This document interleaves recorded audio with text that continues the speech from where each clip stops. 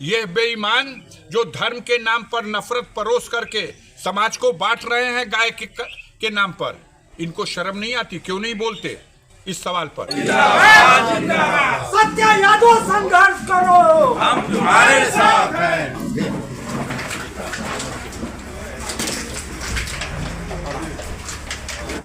वो इन पापियों के लिए हश्र का मैदान ही होगा, रोजे हश्र ही होगा। हिसाब तो होगा और हिसाब देना पड़ेगा, इनके गुनाहों का हिसाब होगा। सांसद जी, जब से सत्या यादव जेल से रिहा हुए हैं तब से उनके घर पे सम्मान समारोह चल रहा है, इसको किस रूप में आप देखते हैं? गाजीपुर में करंडा थाना क्षेत्र के अंतर्गत चकिया गांव में घटी उस घटना के बारे में आप लोग समाचार माध्यमों से सबको, देश को अवगत करा चुके हैं। इस घटनाक्रम के दौरान समाजवादी पार्टी का ये युवा नेता, जिस पर समाजवादी पार्टी को गर्व है, आतताइयों की साजिश में होकर, अपराधियों की साजिश में होकर पुलिस ने इनके साथ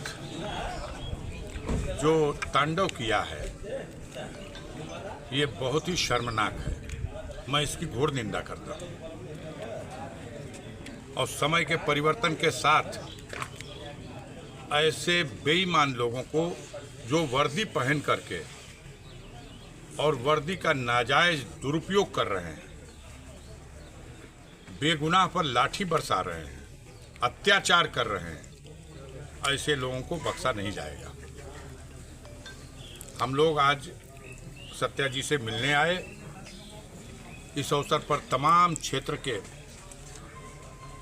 जनप्रतिनिधि, जनता में जो जागरूक लोग हैं, समाज सेवी, प्रतिष्ठित नागरिक, तमाम इकट्ठा हैं। पूरे क्षेत्र में इस घटना को लेकर के सत्या के प्रति सहानुभूति और प्रशासन के करतूतों की वजह से प्रशासनिक मिशनरी के खिलाफ जो आक्रोश है, उसे भली भांत देखा जा सकता है।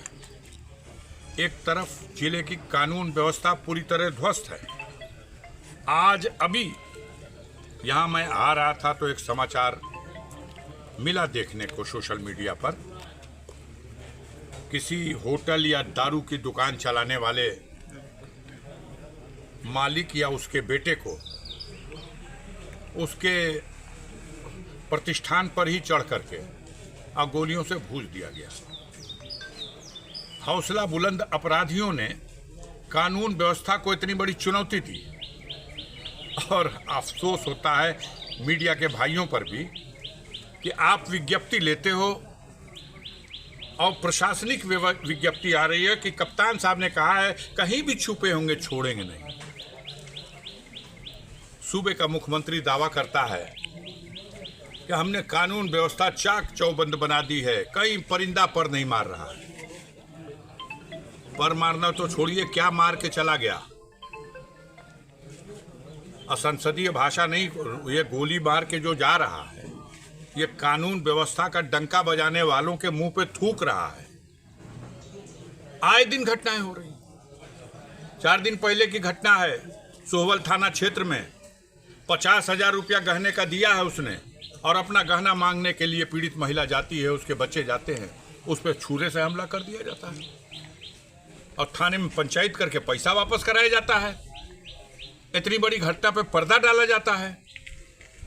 बगल में ही चाणीपुर गांव है, एक निरीह व्यक्ति को दौड़ा करके लाइसेंसी शस्त्र से गोली मार दी जाती है। नामजद मुलजिम थाने ला करके भी छोड़ दिया जाता है। ऐसा दुरुपयोग इससे पहले तो कभी नहीं देखा गया, लेकिन आम जनता उब चुकी है। हमारे मुख्यमंत्री सूबे के कल मऊ आए थे। भाषण जो आप लोगों ने रिले किया, आम जनता सुन के हंस रही है कि क्या बोल के गए। ये तो गली में सड़क में घूमने वाले छठे किस्म के गुंडे जो भाषा बोलते हैं, उस भाषा को आप बोल रहे हैं। आप इस सवाल पर नहीं बोल रहे हैं। कि बिजली की जो दुर्दशा है इसका कैसे समाधान होगा। आप इस विषय पर नहीं बोल रहे हैं कि पेट्रोल और डीजल के लगातार दाम बढ़ रहे हैं, इसका क्या होगा। आप इस विषय पे भी नहीं बोल रहे हैं कि डॉलर के मुकाबले रुपया लगातार औकात गिरती जा रही है, अब सेंचुरी होने जा रही है। आप इस विषय पे नहीं बोलते हैं कि किसानों को खाद नहीं मिल रही है, पानी समय पे नहीं मिल रहा है, ट्रांसफार्मर गांवों में जल जा रहे हैं। इस भीषण गर्मी में महीनों बीत जा रहा है, उनको ट्रांसफार्मर नहीं मिल रहा है।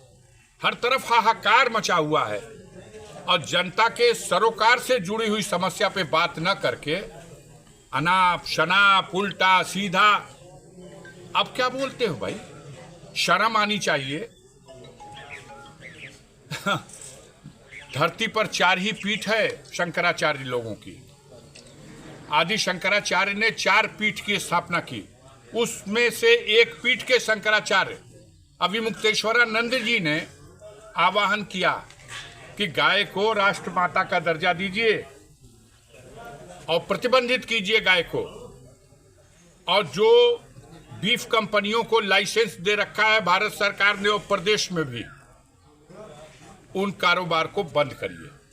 सड़क पर गौ हत्या के नाम पर उत्तेजना फैला करके निरीह लोगों की हत्या कराई जा रही है और कारखानों में हजारों लाखों गाय काट करके हमने विश्व में रिकॉर्ड स्थापित किया। भारत दुनिया का सबसे ज्यादा बीफ का एक्सपोर्टर बन गया, ब्राजील दूसरे नंबर पर चला गया। आज तो मुझे बड़ी खुशी हुई जमायत उलमा हिंद के राष्ट्रीय सदर मौलाना अरशद मदनी साहब ने आह्वान किया मुसलमानों से कि गाय की कुर्बानी मत करो, और दूसरी तरफ सरकार से मांग की कि गाय को राष्ट्रीय एनिमल घोषित करो। ये मामूली बात है। मुसलमान ईदगाह में हाथ उठा के चिल्ला रहा है कि गाय को राष्ट्रीय एनिमल घोषित कर दो। ये बेईमान जो धर्म के नाम पर नफरत परोस करके समाज को बांट रहे हैं गाय के नाम पर, इनको शर्म नहीं आती? क्यों नहीं बोलते इस सवाल पर कि किस स्थिति में आप गाय को राष्ट्रीय एनिमल घोषित करेंगे, गाय कटने पर पूर्ण प्रतिबंध लगाएंगे। मैंने तो पहला सांसद हूं जिसने ये बयान दिया था और मैंने अविमुक्तेश्वरानंद जी के प्रस्ताव का समर्थन किया था। तो जनता को मूल मुद्दे से हटा करके और रोजी रोटी के सवाल से अलग एक नफरत फैलाने वाला जो कारोबार चल रहा है, आने वाले 2027 के चुनाव में उत्तर प्रदेश की जनता माननीय अखिलेश यादव जी के नेतृत्व में एक बड़ा परिवर्तन करेगी और इन पापियों को सत्ता से बेदखल करके समाजवादी पार्टी के नेतृत्व में माननीय अखिलेश यादव को उत्तर प्रदेश का फिर से मुख्यमंत्री बनाएगी। ऐसी उम्मीद, ऐसा हौसला, ऐसा संकल्प लेकर के समाजवादी पार्टी का एक एक कार्यकर्ता और समाज का हर कमजोर कमेरा व्यक्ति, शोषित, पीड़ित, अल्पसंख्यक सब एकजुट होकर के इस लड़ाई में सब एक साथ देंगे। सांसद जी 27 में लोग विधानसभा के चुनाव में पीडी की जब सरकार बनेगी तो क्या उत्पीड़न का हिसाब लिया जाएगा? ये बार बार मेरे राष्ट्रीय अध्यक्ष जी ने भी कहा है, गुनाहों का हिसाब होता है। ये तो ऊपर वाला भी कहता है कि जो कुछ दुनिया में गुनाह करोगे रोजे हश्र उसका हिसाब होगा। तो जिस दिन परिवर्तन होगा वो इन पापियों के लिए हश्र का मैदान ही होगा, रोजे हश्र ही होगा। हिसाब तो होगा और हिसाब देना पड़ेगा, इनके गुनाहों का हिसाब होगा।